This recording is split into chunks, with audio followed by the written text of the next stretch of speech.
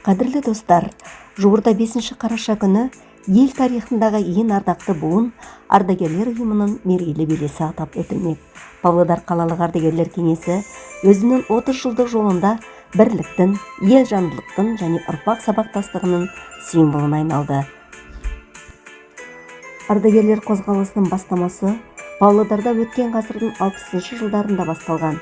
1980 жылдары бұл қозғалыс кең өріс алып, әр аудан мен ұйымдарда ардагерлер кеңестері жұмыс істей бастады. Ал 1995 жылдың 8 қарашасында Павлодар қалалық соғыс және еңбек ардагерлері кеңесі ресми түрде заңды тұлға ретінде тіркелді. Осы жылдар ішінде ұйымға беделді тұлғалар басшылық етті. Алғашқы төраға Демесинов, кейін Залата, Бимағанов, 9 жыл бойы Арангазина, 2014-19 жылдар аралығында Нұрбаев, ал 2019 жылдан бері Кеңесбаев басқарып келеді. Бүгінгі таңда кеңесті басқарып келе жатқан Кенже Садуақасұлы ұйым жөнінде былай дейді.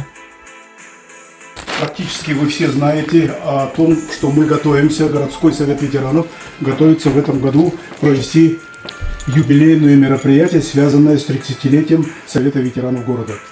Почему 30 лет, я уже говорил, многие знают, и все, если будет нормально, то в прессе, в средствах массовой информации там есть подробные объяснения, почему в позапрошлом году городской совет отпраздновал 40 лет, республика 35 лет. Вы помните, 2 района были в городе, потом они как бы расформировались, и когда опять создали единый город, в то время как раз мы, Совет ветеранов, который раньше...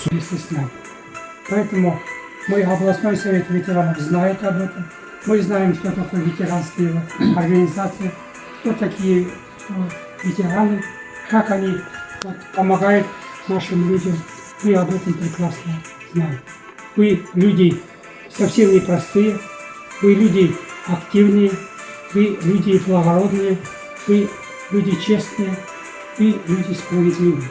Поэтому прежде чем поздравить вас с 30-летием, может быть невозможно.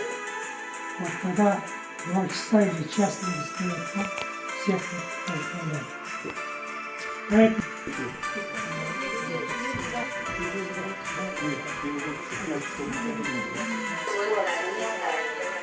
А потом уже привычку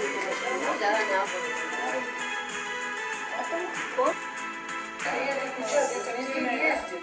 Я только сажусь, когда меня вот немножко помогут, я только хватаю. Они меня садят дальше, не представляю все книжки, а я сижу. Питание вас устраивает? Я довольна. Что расскажешь? С первого дня можно сказать. Роза Михайловна уже старается. Тереза Михайловна. И...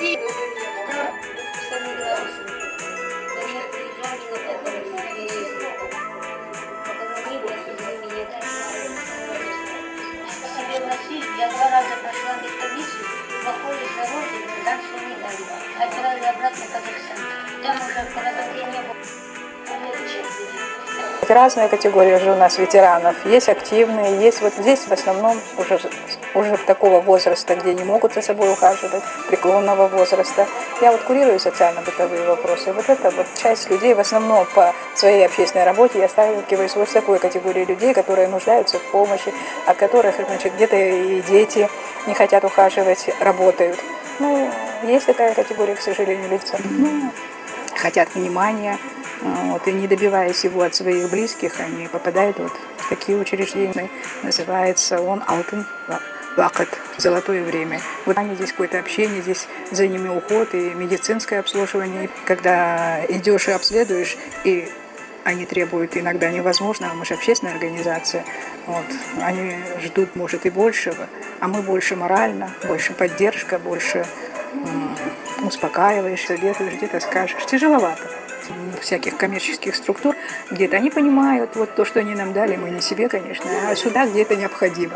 Стараемся набрать на эту сумму, а потом отсчитываемся, что мы эту сумму где-то ролик покажем, где-то видео отправляем, микрорайоны так делают, где-то получат помощь, они ее стараются отдать, где это нужно. И в месячник Комкорлык сейчас и Акиматовский отдел соцзащиты тоже говорит, нужно давать тем, кто нуждается. достойно, если бывает, и они жалуются и просят, а мы им разъясняем, что у вас есть дети, у вас пенсия достойная. Вот туда и оказывается эта помощь.